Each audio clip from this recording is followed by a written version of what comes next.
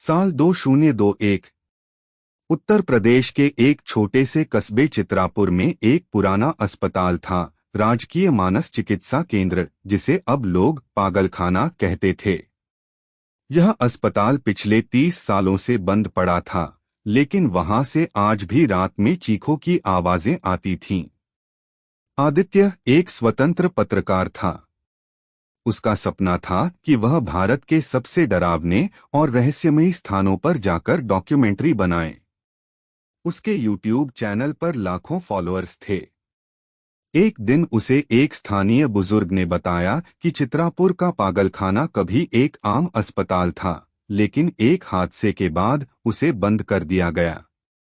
तब से वहां कई अजीब घटनाएं होती हैं। आदित्य का उत्साह चरम पर था।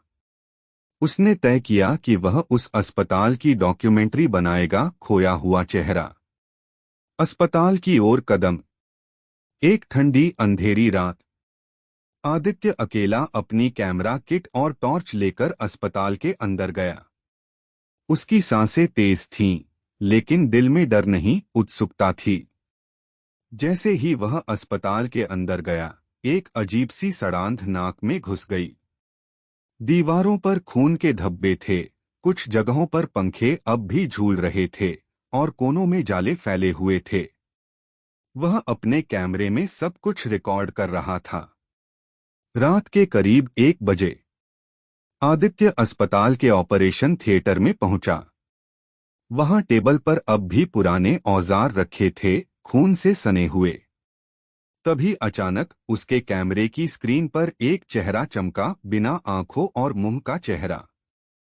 आदित्य ने तुरंत चारों ओर देखा, लेकिन कोई नहीं था। शायद कैमरे में गड़बड़ी है, उसने खुद को समझाया। लेकिन तभी एक ठंडी हवा का झोंका उसके कान के पास से गुजरा और एक फुसफुसाहट आई। मेरा चेहरा, मुझे मेरा चेहरा वापस दो। अगले दिन आदित्य ने पास के गांव में जाकर बुजुर्गों से पूछा। एक वृद्धा ने उसे बताया, बहुत साल पहले उस अस्पताल में एक डॉक्टर वासुदेव काम करते थे। वह मानसिक रोगियों पर खतरनाक प्रयोग करते थे, बिना अनुमति, बिना दया। एक दिन एक मरीज जिसका चेहरा जल चुका था, उसने डॉक्टर वासुदेव पर हमला कर दिया। अस्पताल में आग लग गई। डॉक्टर वासुदेव मर गए। लेकिन कहते हैं वो आत्मा अब भी वहीं भटकती है, चेहरा खोजती है। तीसरी रात आदित्य दोबारा अस्पताल गया। इस बार वह उस कमरे में गया जहां वह चेहरा दिखा था। जैसे ही उसने कैमरा ऑन किया, वह चेहरा फिर से दिखा, लेकिन इस बार कैमरे से बाहर आकर दीवार पर उभर गया। फिर एक आवाज गूंजी, तू मेरा चेहरा चुरा रहा है, अब तू वही रहेगा। अचानक उसके हाथ पे सुन्न हो गए। वह भागना चाहता था, लेकिन पैर हिले नहीं। दीवार से एक काली आकृति निकली और आदित्य की ओर बढ़ने लगी। उसके पास कोई हथियार नहीं था, सिर्फ एक कैमरा। बच निकलने की कोशिश।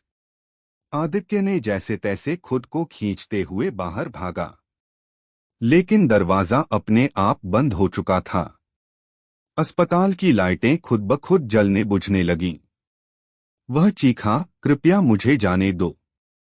तभी दीवार पर एक चेहरा उभरा, बिना आंखों का, बिना होठों का, और उसने कहा, मुझे एक नया चेहरा चाहिए। और तेरा चेहरा परफेक्ट है। अंतिम टकराव। आदित्य ने अपनी जेब से एक छोटा शीशा निकाला और उस आत्मा की ओर घुमा दिया। किंवदंती थी कि ये आत्मा अपना ही विकृत चेहरा नहीं देख सकती। जैसे ही आत्मा ने खुद को शीशे में देखा, वह तेज चीखने लगी और धुएं में बदल गई। दरवाजा अपने आप खुल गया। आदित्य बिना मुड़े वहां से बाहर भागा। कहानी का अंत या एक नई शुरुआत। आदित्य वापस दिल्ली लौट आया। उसने डॉक्यूमेंट्री बनाई, खोया हुआ चेहरा, और वो वायरल हो गई। लेकिन कुछ दिनों बाद लोग उसके चेहरे में बदलाव महसूस करने लगे। उसकी आंखें गहरी हो गई थीं और त्वचा स्या। एक रात उसने कैमरे के सामने बैठकर लाइव कहा, अब मैं वो नहीं जो पहले था। मैंने कुछ खो दिया है और किसी ने कुछ पा लिया है। स्क्रीन पर वही चेहरा उभरा, बिना आंखों, बिना होठों का, और फिर कैमरा बंद हो गया।